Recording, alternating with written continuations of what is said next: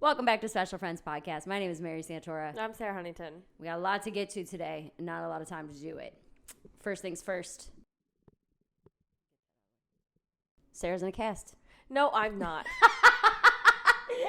She's in a full fucking cast, dude. I'll have you know my toe has recovered just fine. It's not fully there yet. You showed it to me the other day and it was like green and yellow. Well, that's how it's a process. Mm-hmm. It's a process that it has to go through, and it looks worse before it gets better. Ah, light at the end of the tunnel. Right. It's always darkest before the dawn. Same applies to your toes. Yeah. Yeah, that's norm. Yeah, I love using inspirational quotes to explain my toes. We left you guys last week. Sarah had a event for Mew Mew, which is not a Pokemon. It is a fashion brand that's a branch off of Prada. And I was concerned that she was going to try to cram her broken foot into a heel. But you had a fitting. I told you to send an email. So I need you to catch me up on what happened. Because you had the fitting. Yeah. And then you had 2 days of shows or 3 days of shows. So what happened? What happened? So Did you send the email? I never sent the email. No. I took the risk. I was going to shove my toe into a heel. I Whether knew you were. All that drama. No, I did not send the email. And so I go to the fitting, and I was going to do the thing where I was like, oh, do you have multiple shoe options? But I get there and I realize that you have to look exactly like the character that they're trying to portray for this. And so they just bring out the dress. It's one dress and it has to fit you. They're gonna have hundreds of thousands of millions of options. There's 500 people You they hired. said that. You said that. You said they should have multiple options for you. No, you said, oh my God, play the tape back. Last week, you said, I'm going to risk it because it's not just me. They hired 100 people. There's going to be plenty of shoes in my size. But and you I were said, the one that said I needed to ask for multiple options. If I would have asked for multiple options, you know what they would have said? No. There's only one shoe for this. I said, if you don't say something beforehand, you're going to be fucked because they're not going to bring extras. That's what I said. But it's not even like they would have brought extras. You know what I mean? It was just like, this is the shoe. Yeah. This is it. This is what you're wearing. And it's just the dress. And the dress fit the previous model. So it was like, this is the dress that you have to wear. Mm-hmm. There's that was why it was so important that your height was the same, your weight was the same, your shoe size was the same. Like, everything had to be the same, which I did lie a little bit. It said that you were supposed to be between 5'5" and 6 foot, and I'm 5'4". Oh, so this is the second time I've applied for something that says you need to be 5'5", though. So we'll see if I can keep. 5'2". Yeah, it'd be harder for you to get away with it. Yeah. 5'5", I don't know why that one's so important. I think it is because they have to say 5'5", or a 5'2" person will be like, close enough. Right. Where I truly am close enough. If you're not looking really closely, you might think that I'm 5'5". Right. So anyway, everything had to fit perfectly. Well, they just bring the shoes out in the box, and I have a dresser. Like, it's a woman that dresses you. So you don't get any stains on the clothes, and they button it for you and everything. So they bring out the shoes, and it's just in this box, and I'm like, and so I'm opening it slowly, and she's like, no, I'll get it. And I was like, oh, okay. And they pull it out. It's a pair of ballerina flats. Oh, you lucky bitch. I was like, oh, like cloth? Like fabric, or were they hard? They were hard on the bottom, but as far as a pair of shoes can go to wear with a broken toe, couldn't have thought of a better one. Yeah. They were other than slippers. Yeah, they were really stretchy though, like strippers. Strippers. Well, strippers are pretty stretchy, actually. I mean, if you're gonna mess up, that's an accurate mess up. I don't think I've ever seen a stripper that wasn't stretchy. They're stretchy, very bendy. I would compare these shoes to a stripper. Glittery? They were soft. Glittery? Yeah. Worth a lot of money. Used. We're on another bitch. An hour beforehand. Yeah. Had been around a little bit, but still very comfortable. Expensive. Mm-hmm. Yeah. Yeah, they were. You have pair of Mew Mew flats is a stripper. Yeah. So you put them on, they fit. Yeah, so I had no discomfort. I did tell the woman. Well, she probably saw your purple ass foot. Yeah, she was like putting them on, and I was like, "Oh, I stubbed my toe yesterday," and she's like, "Oh, okay. Do you need like help putting the?" I was like, "Do you mind if I just like put this one on? Is that okay?" And she was super cool about it. But I guess as far as best case scenario goes, it was the way my heart dropped when I saw those. Oh yeah, one pair of shoes come out, but the way it elevated back up when I was like. Mary Santora, I can't wait to fucking tell you this. But what would you have done if they were heels and they said, I would have put them on. Dude, you had to stand in them. How long was the event? 3 days in a row for 8 to 2, right? So for 6 hours. Yeah. Yeah, you'd ended up in a cast. You'd ended up in a cast. You'd have broke your foot. Probably. My foot's a little sore today. Yeah, no shit. But I think that might be because I went to that boxing class. But the reason I went to the boxing class is because you don't wear shoes during it. So I was like, oh, that'll be a good workout for me. No shoes. And it's the first day I've worked out. I haven't worked out in over a week at all. No. Promise. You went somewhere earlier this week. No, I promise. Oh, maybe you were leaving early just to go to that thing every time. Yeah. Okay. So break this down for everybody because you weren't allowed to say a lot. This was almost, the thing that she did wasn't like a fashion show where you go and you walk a runway with the clothes on. It was like an art installation almost, right? Correct. So it was so basically the owner of Miu Miu and another artist got together and said that they wanted to tell the stories of 13 women. So it was tales and tellers. So what 13 women? So actually, I kind of want to go grab the thing really quick. Talk to them for just a second. Okay. Talk to them. Talk to them. Fully able to pause. Like this is, we can edit all of this. And she's like, no. Go ahead and vamp. That's so funny. So you kept like the little brochure. Yeah. Is this what everyone got when they walked in, or is this what you got as a performer? That's what everyone got when they walked in. Go ahead. Okay, so it's 13 women, and it's the story of 13 women. So this was me. I was Carmen, the stand-up comedian. Which, do you know this comedian?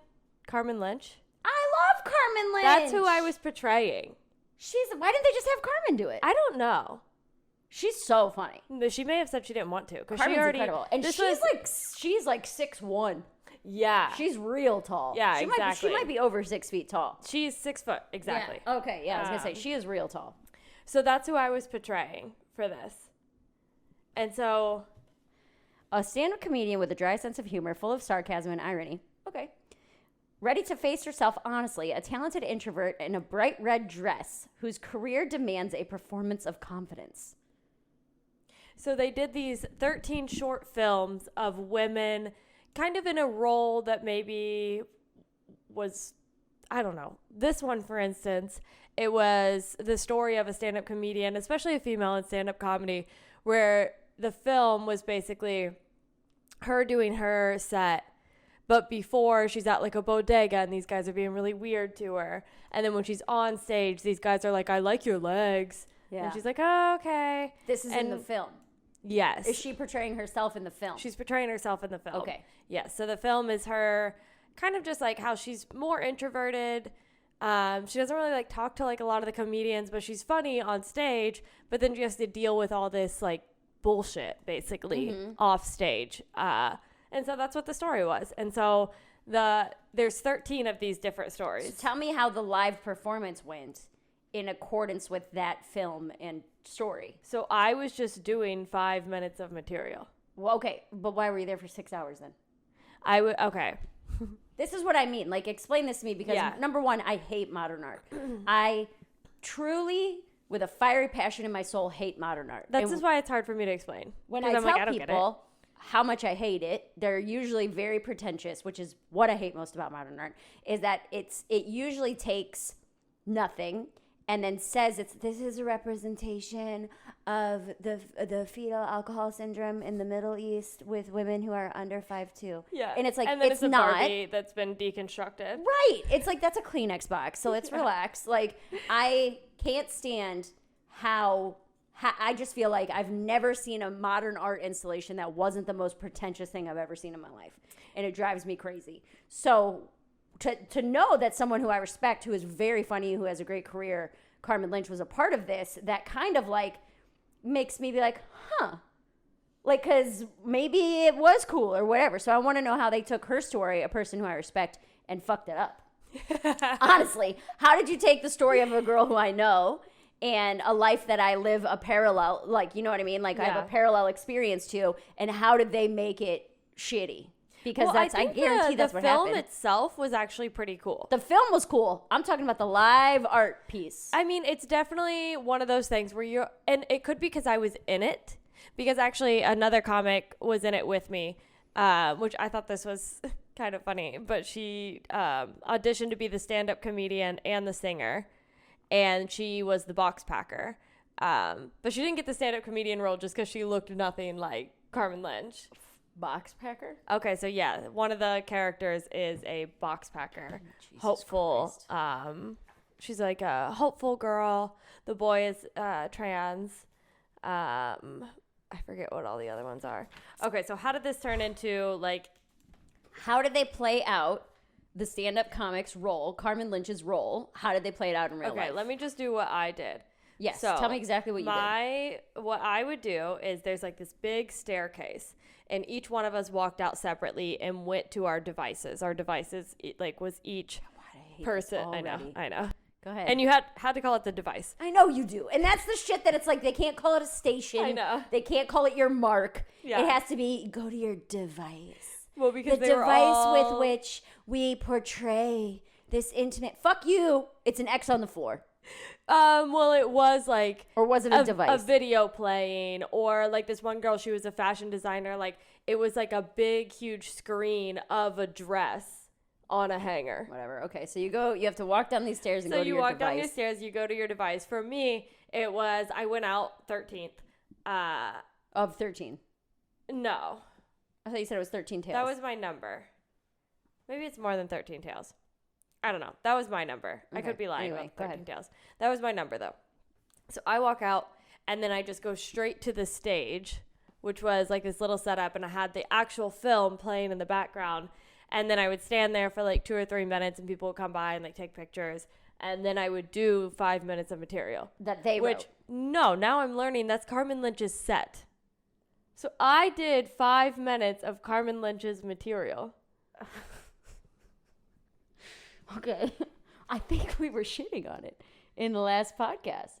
Weren't you like, or you were just like, I would never say this? I think I said from the beginning, I was like, I'm very shocked at how good this is. Oh, okay. No, I don't think we should on it. We can roll the tapes back, but I was like, not rolling the tapes back. I was like, it's nothing. I was like, it's not jokes that I would do. Yeah. But I was like, they're good. Like you wouldn't write it, but you were surprised that they were decent. Oddly shocked, which now looking back, I'm like, she's been a comic for 20 years. I'm like, oh, this was written by an actual comic. This wasn't written by the marketing director at Mew Mew. Like, these were actually like well-written jokes.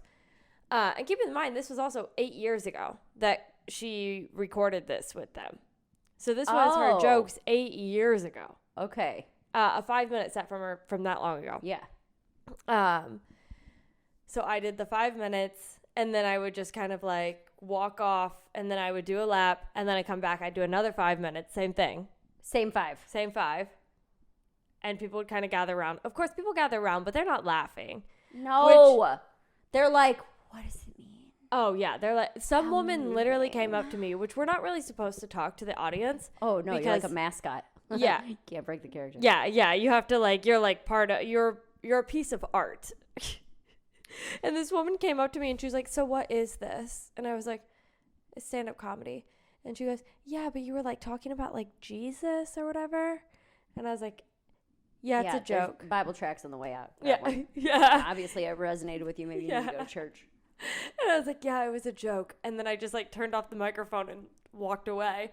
But I was like, okay, people literally don't understand even what this is. They're so confused, which I think that was kind of part of it, to be honest. That is what modern art is. They're like, let me throw the biggest confusing shitstorm at you, and then you figure it out. Yeah. But don't tell me it has meaning. Well, I guess that's the whole thing, is that you assign your own meaning to it, right? Yeah. Well, I think it means nothing. I think it means you think you're some brilliant person with these ideas. you don't have an idea. It just makes me so mad. It makes me so mad. I was in it and I'm confused. Which maybe that was part of it. Maybe it was supposed to be like this create your own adventure situation. Okay, so I do my 2 5-minute sets. Then you'll hear like hule hule hule hule, which means that we have to go to the dance. So then all of us, all the like models, a school dance. Like an area with a dance floor. Yes, sort of. Yes. I would consider it a dance floor. You got a call to prayer, but yes, for dance. Yes. And it's one of the characters, she's the singer. So then we go up to her and she sings and we're all dancing like da, da, da, da, da, and going around and people are all filming us. They think this is like the coolest part. So we're all dancing with her and she's singing. Which Were you actually told how to dance? They just said like, well, you could see it on the screen from the actual film, how they were dancing. So they wanted you to just mimic that dance. Just mimic that dance, yes. It wasn't like interpretive. Yeah, no. Well. God. Oh, God, here Pause. we go. The only thing I hate more than a modern art might be interpretive dance. And I have a feeling one of our gals is an interpretive dancer. So it's like we're acting like we're on the screen or whatever, and we're doing our little... She's a great singer, by the way. I'll have to find her and plug her somehow, but she's an Italian singer, and it was very beautiful. Okay. But then she quit singing, and then it turns into a rave. So then it's like this heavy bass music. It's like no, more like bassy, like and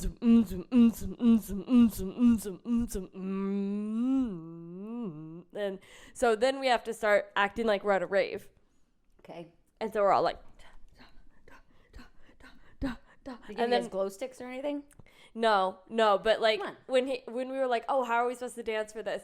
The director's like this Italian guy, and he's like, it's just like pop, pop, pop, pop, pop, and we're like, okay. And he's like, and then you go like ba ba ba ba, and then like ba ba ba ba.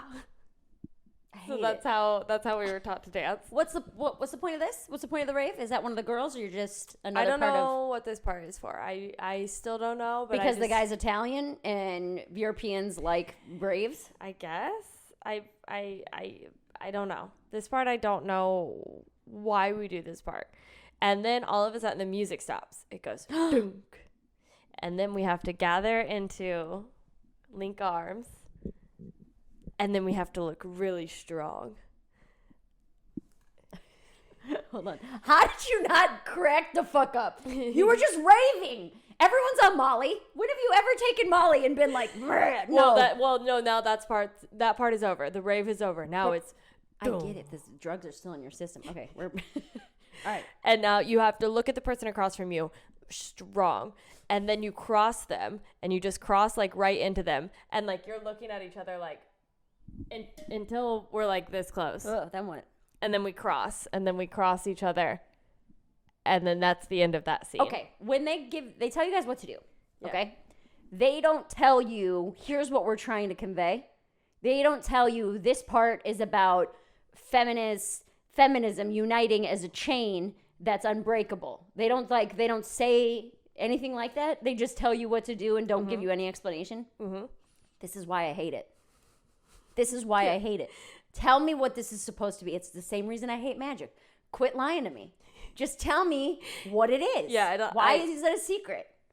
Why is it this mysterious thing? Because I think sometimes they don't exactly know. That's what pisses me off. It's so pretentious. Yeah. You don't know what you're doing. I will say, like, it looked cool. No. I've seen some videos. Oh, Red Rover, let feminism come over. Like it looked cool, but I'm like, I don't get it. Mm-hmm. Like, I'm like, oh, but like, it's not like when you watch a movie and you're like, oh, okay, they're lining up like that because they're about to go to war. Or... That's what I mean. Is that what it's supposed to represent? Is I war? Don't know. But then you're walking at other women.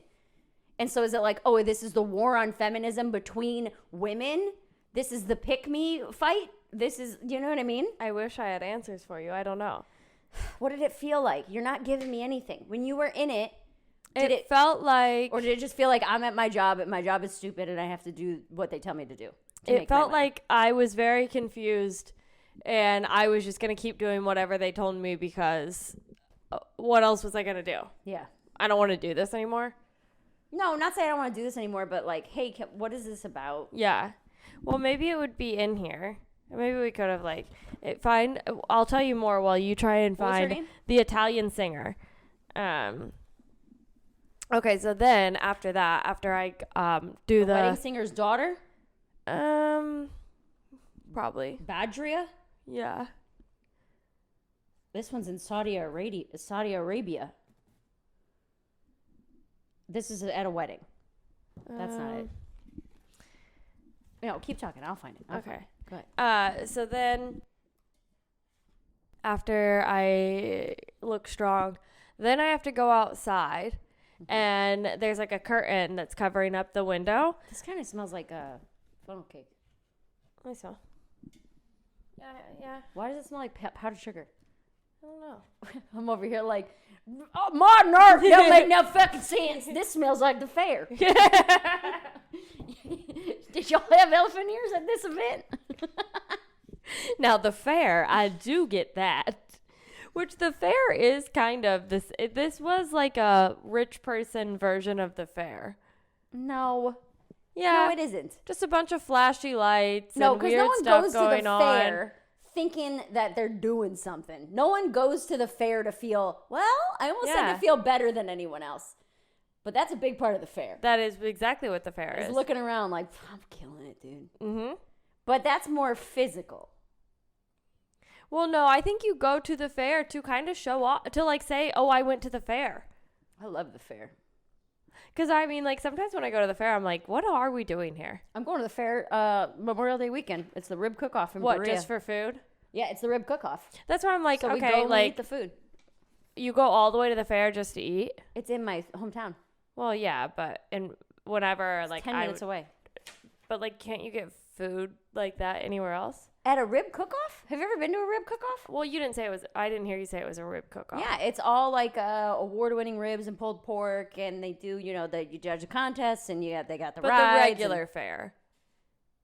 I go to the regular fair every year. For funnel cake. No, for a shake 'em up lemonade and fresh cut fries. I don't ride the rides anymore. I used to ride the rides. Yeah, they make me so sick. Okay, so after I do the strong thing, then I have to go behind a window, and there's like a curtain covering the window, and then I have to stand outside. You and all of the girls are doing this. Me and 6 other girls go outside. Okay. Everyone else goes back to their devices or stays inside.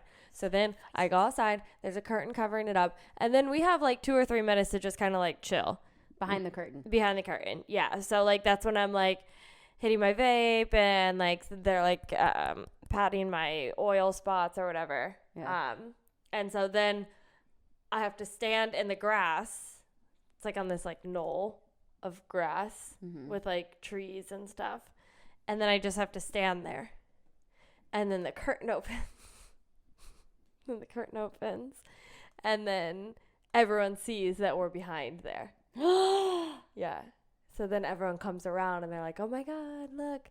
And so then we're just standing there. So everyone's kind of moving together.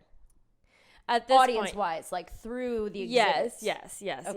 So at this point, it's like they get to the window. They see that we're standing there. And then the other girls come up. 6 other girls come up to the window. They put their hand to the window. And then I put my hand to the window. And then we look at each other because we're realizing we're like a reflection of each other, even though No, we're not the same that's your mom in person. jail. That's not a reflection of you. That's, Mama, I know you shot him because he hit you. I know you didn't mean to go away forever. That's what that is. Mm-hmm. So it was a representation of a child seeing his mother in prison for the first time. And I go, I miss you. And she goes, I don't really miss you that much. She said, we gonna get you new daddy. And then the curtain closes. And then I go back inside. And then I do my set one more time. And people come up and they don't laugh and they go, Interesting. huh. And then they clap. Like a few people clap when it's over. And then after that, we go back up to the stairs, all of us. We hear like the opera singer starts singing. Then we go back up to the stairs. Then we have to lay down on the stairs. And then the opera singer keeps singing. And then some girl comes with a flag. She waves the flag. What's on the flag? What? What's on the It's flag? just a silver flag. Silver. The Star What of does that David. represent? It's I don't know. Not gold, because women are number 2. Yeah. Maybe I am good at modern art. See? You're understanding this more than me, and I was there. But it feels like you weren't trying to assign meaning to anything. No, I was like, this is where I have to be on the stairs in 27 seconds. Yes. Okay. And then I had to sleep on the stairs, and then so girl waves comes, the silver flag. waves the silver flag. Then when she's waving it, a light shines onto all of us. Then we have to wake up like we've just been awoken, and then we wake up like really slowly, like, oh, so sexy this time. Oh, so groggy. And like, yeah, and then I'm like, oh like my the God. poppy fields from Wizard of Oz. Yeah. When she sprinkles the snow on, everyone, oh. Yes. My night of raving is over. Yes. And then all of us wake up all beautiful and perfect. And then we have to follow her down the stairs. And then we start humming a song that I've already forgotten how to hum. Maybe I never learned how to. And then it's over. And then we do it again 4 more times. What do you think? What's the clientele? The first night it was pretty cool, actually. It was like a lot of like press, and like the New York Times was there, and Did you meet anybody? Did you make any contacts? no, because I wasn't allowed to talk to anybody. See, what the fuck? Yeah. But okay, but if they reach out to the Mew Mew people and they were like, "Hey, we like that girl who was the stand-up comic. Can we get her contact info?" Do you think they would give it to him? Yeah. Okay. Yeah, definitely. So they just didn't like you then. Yeah, probably. And then, no, I truly think they were like, I'm also like, if they reached out to them and said, "Hey, I really like that stand-up comedian. Could we book her?" I would literally be like, send them to Carmen. Oh yeah. That's not- her. That's yeah. her. I was I mean portraying like somebody more else. from like a model standpoint. Like if there were other. Well, a lot of the girls What am I trying to say? Fashion brands. Yeah. So like if Gucci came to this and the Yeah. representative from Gucci was like, "We like the way that girls look. Yeah. Can we get her?" You know what I mean? And I think wonder a if they lot of would. girls were there for that. But I wonder if they would, or if they would be like, "No, fuck you. She's our girl." I think they would. Would. Because a lot of the girls there were actual models, which I was like the shortest person there by far. And then, of course, when we line up, they put me in between the 2 tallest people. Maybe they did that on purpose, though. One was a guy. Like, oh, trans, yeah. Yeah, he was like a guy that in the film starts wearing like a dress, so that's like was his whole thing, is he went out there and he changed it into a dress. And the other girl was a runway model, so she was like 6 foot, had heels on. So I'm like literally in the middle of them in my little flats with like this stupid fucking dress on, and I'm like, I'm almost 5'5". Yeah. So it sounds dumb. Anyway, a lot of the girls there, their agents came because they're signed with modeling agencies. Wilhelmina. And then they were taking pictures of them at the exhibit Got for their it. portfolio. Yeah. Yeah. Who did you have come? No one. You invited me. I didn't. I invited like 4 people and none of you came. Well, I didn't know you only worked until 2, because the one day I was literally getting ready to leave the house and I checked your location and it was like 3:30 and you were in like Brooklyn or something. And I was like, "What are you doing?" And then you were like, "Oh, I'm done." I was like, "Oh, well then I'm not going to come." Like I'm not on Saturday, I think. I was like, "Well, then I'm not going to come out here if you're done for the day. I don't really care what the other chicks are doing." Yeah. I hate stuff like that, dude. I really do. There's a art gallery in Cleveland called 78th Street Studios, and they have a third Friday thing where the third Friday of every month they open up all the galleries. All the artists stay late, and there's beer and drinks and live music, and you walk through the galleries, you can purchase art, whatever. Every time I got to a modern artist, I'm like, kill me. Oh, this is a representation of post-industrialists in Ohio after the Second World War, and it's cat litter boxes taped to a wall. Yeah. And I'm like, what are you doing, man? Yeah. What are you doing? This is not anything you're saying it is. And then they're like, oh, and you can purchase this piece for $4,500. Yeah. I'm like, you know what? I can make this piece for $12. I'll just go buy my own. I have cat litter boxes, actually. I love an artist when they're talented. When like I don't have to think about it, when I just watch them. There's actually a guy I work with, and he can just draw whatever with just a pen. Like if I'm like, I asked him one time, I was like, "Can you draw a picture of Frank Ocean for me?" And he's like, "Yeah, let me see a picture." And just with a pen, drew this like incredible picture. Like, and I understand that kind of stuff. I think is so cool. People that are like, I'm an artist, and then they glue seashells to a poster board, and they're like, it represents the ocean. Like that, I don't get. It's macaroni art from children. Yeah. And I get it. There's different forms of art for different forms of people. Because obviously modern art wouldn't be as big as it is without people liking it or enjoying it. But my point is, I don't want those people in my life.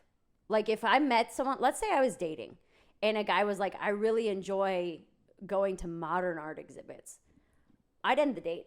Yeah. I'm not even kidding that I'd be like, this is never going to work out. Yeah. Because there's nothing I hate more. Well, there's a lot of things I hate, but that's up there. I don't even think I would go on like a date to just a regular art exhibit. I would. Unless I could like buy an art it. museum? I would. Unless it's like a reason, unless there's a reason. Like I'm going there to buy a piece of art for my home. I don't know if I would just go look at paintings. I like that because there are some times where I see it and it's so cool, or you look at it and just like how big it is and you picture how much time it took or this, that, or the other. I like that kind of stuff. No. But really? You don't like realism paintings when things look exactly like I want it. Like I want to go there and I want to buy it. I don't understand just going and looking at art. I like going and looking at art that I understand. Like if I were to go to an art museum and just look and appreciate how hard that is. Okay, now we're getting somewhere. I appreciate art when I think I can't do it. Yeah. I think that's what it is. Yeah. So when I see a painting, regardless of if it's what style it is, if it's like a cottage in the woods, and I see this beautiful painting and the colors and the this and the time that it took, and I don't know anything about painting, and I see it and I appreciate that. I'm like, that might have taken, let's say, 20 hours of work. And I could never do that. I appreciate the work that went into this. When I see someone tape a light bulb to a wall and tell me stand under it, it doesn't work, and that's like the whole thing of it. I'm like, this is not art. You're a scam artist. Yeah, that's the type of artist you are. You're not a modern artist. You're a scam artist. The fact that you're even in here is crazy. But then there's people who love it. Yeah, and they're like, I love your work. But who? And it's like an old takeout menu. Who likes that though? Do you know anyone personally? No, I purposefully avoid people like that in my life. Well, I'm wondering if like those artists are just going there and they're like putting this stuff out, and then everybody that goes is like, this is weird, but they just deal with it to look at the other cool art, and that person thinks that they're doing something. There's entire museums dedicated to modern art. There's entire exhibits dedicated to modern art. There was one chick not that long ago here in New York where her whole thing was that she was painting her body and smacking it in different positions against a whiteboard. And I'm like, I've seen people do this in like on vacation in the club where you do the glow paint. Yeah. You know what I'm talking about? You put on the glow paint and like Miss Congeniality. Yeah. Where they're drumming in the glow paint and they put the boobs up against the wall. Except hers was so serious and so heartbroken, and it was representative, and it was the art. And it's like, okay, but you're just putting your nipples are out, and oh my God, you're breaking the rules. Yeah. I don't know, man. It is interesting that like, especially like women's bodies in art can be so like tasteful and this is art, to like so just complete opposite in that, depending on if you're at an art museum or at a strip club. Going back to strippers. Yeah. That like no one would ever look at a strip club as modern art. Yeah.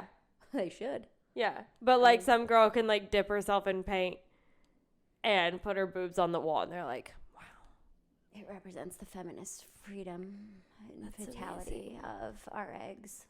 What? Where'd you even get that from? Does it make you feel good to say those things out loud? Like, that's a crazy thing. I don't know, man. I had a in-person callback. Oh, yeah.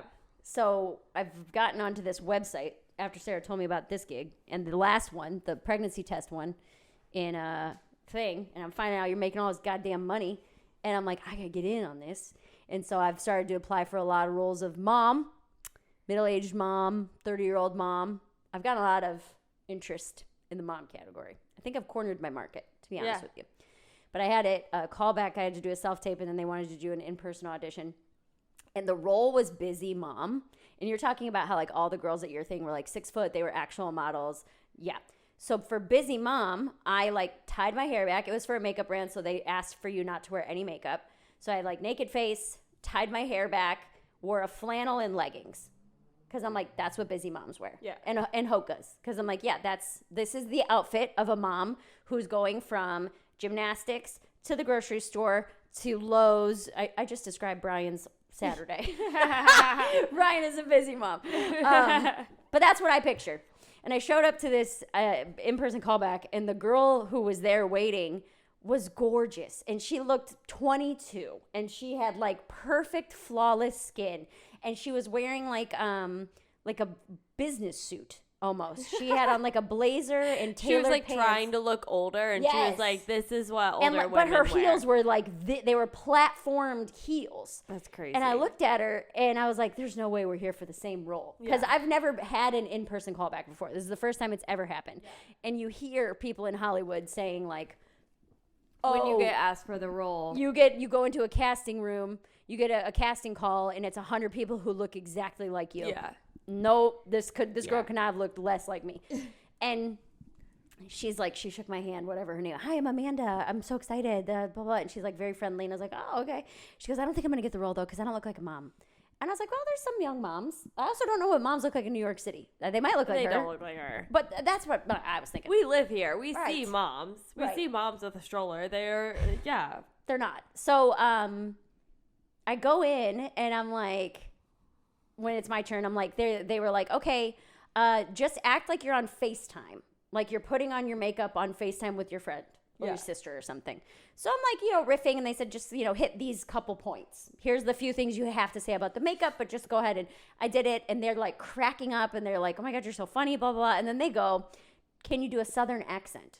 oh God. I was like, you have no idea how much I can do a Southern accent. You were like, But I wasn't prepared for this. This wasn't in the callback sheet. That they were like, they didn't ask for that immediately. I said, yeah, I can do a Southern accent. They said, because we have this idea for a girl, our character, her name is Aunt Pam. I said, baby, I'm your Aunt Pam. Just like that. You And they said were like, that? yeah. And they were like, oh, perfect. They're like, we're going to roll with it. Same idea. Aunt Pam's a little sassy, but apply the makeup like your Aunt Pam. And I did it. And I was like talking about being on vacation with a man I met at my church and all kinds of stuff. It was fun. It was really fun. It was like no script, just let me be Aunt Pam. This is the day of my best day of my life. And I was done, and the guy goes, that was incredible. He's like, that was so funny. We loved it. Like, we're probably going to move forward. We'll have an official decision by the end of the week. And I haven't heard anything from them since last Wednesday. And I was like, why do that, though? Why be like, amazing, incredible, exactly what we're looking for, and then not give it to me? I think that they'll tell you either way. It could just be that sometimes you don't hear back. That is one thing that I am learning now that I'm starting to do more of like the acting side. Or appearances.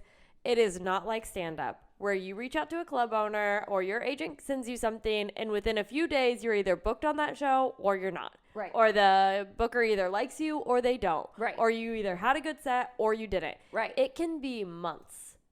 Well, fuck that. And then they can say, well, actually, we don't like you for this, but we have do you for think this. you'd be really good for this.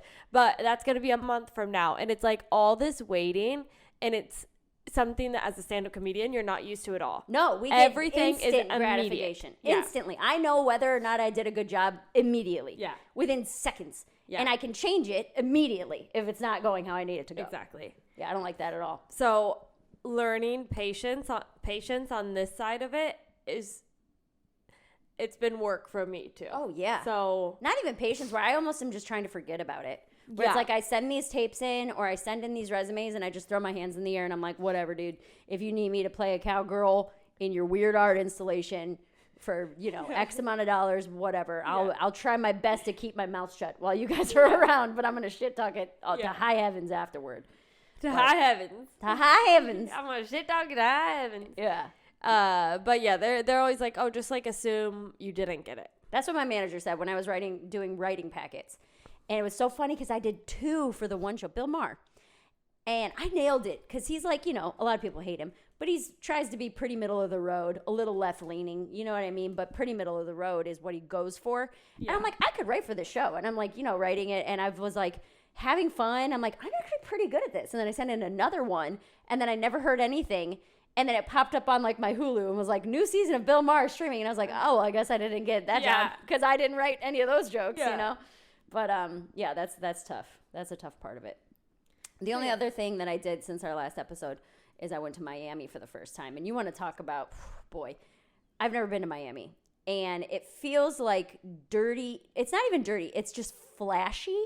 Yeah. It's so flashy. It feels new money. You could not be more opposite of what Miami is. Miami is so loud. Miami is either the hottest Latino women you have ever seen or the ugliest Latino men you have ever seen. It's very strange. It's a very, very strange place. It is short, ugly men and beautiful women. Yeah. And then a few like abuelas out there that like have way too much flashy jewelry on. That was it, is that it felt like everyone in Miami had gotten rich yesterday. Yeah. Like that's what it felt like when I was walking around. Is like, oh, all of these people just hit the lottery, so they bought expensive cars and Prada shoes, and like it just felt like teenagers who didn't know what to do with money. Yeah. That's what it felt like. And I was like, where? My family. It's so loud. The Latino version of my family. Yeah. And it was just music everywhere. Everywhere was a nightclub. I couldn't get over that. Whereas like we were brunch. We're walking down the street in Miami Beach and we're going to South Beach just to be in the ocean for a day. And everywhere, 3 p.m. on a Sunday. Oh, yeah. Just music, Latina music just playing and everybody's dancing and doing shots. And I'm like, but it was every day, all day. Yeah. Strip malls. Yeah. Like that's how they do it. Dancing is for everything. If they're sad, if they're happy, if they're mad, there's a dance for it. It was so loud that I was like, it's loud here with like honking and people screaming, but it's not consistent. In Miami, it was just consistent music. You were also in South Beach, right? Well, no, we stayed downtown. Oh, yeah. But still, it was like, this never shuts down. You guys don't go to bed. Like, that's a city that never sleeps. No, sometimes they have parties there that start at like 3 a.m. Ugh. It was too much for me. Often, they don't start till midnight. Like, if a party says like, oh, it starts at 10, 90% of parties in Miami do not start until midnight. No. And because we lived like 40 minutes away from Miami. Yeah. Well, yeah, like up by Hollywood where the casino is and stuff. And so honestly, Sammy and I, there used to be a club in the Hard Rock Casino. So we would go to that club because we thought it was more fun than going all the way to Miami. Because Miami was just like so much. It's a lot. And I was kind of done after like one day. I like the beach, but that's really all I wanted to do. I walked around Miami one night and I was like, I am over this. It is gorgeous. Like, if talk about like walking around and not understanding art, I feel like the art in Miami, I actually appreciate it. It's very I don't remember pretty. seeing much art. Really? I remember seeing like the walls and stuff. Like, there was an outdoor mall that we walked to. I think it was called City Center, maybe. Mm-hmm. And we walked there, and it was a cool little Brickell. Brickell's the name of the city. Brickell's cool. And we walked there. It was a cool little area. But again, you're inside of an outdoor mall, but every restaurant is blaring music. So I'm like, but then so are the stores. Yeah. It was all very I felt extremely overstimulated. Yeah. Like, I was there and I was just like, I need it to be quiet for 10 seconds. And I'm not normally like that. I'm not normally bothered by that kind of stuff. But I was like, oh, there is no off button on this city. Like, this is crazy. And not only that, it's like they're talking over the music. It's half Spanish. Somebody's clapping. And I cars understand are driving some by. Spanish, so my brain's trying to translate the Spanish I am hearing, and I'm picking up every other word, but then my friend's talking in English, and I'm trying to listen to what she has to say.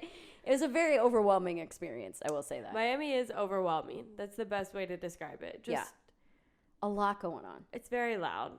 I will agree with you there. We have to cut this episode short because I have to go to a show. Yeah. But I love you, and I'm glad you made money and you're not in a cast. My toe is fine. You did great.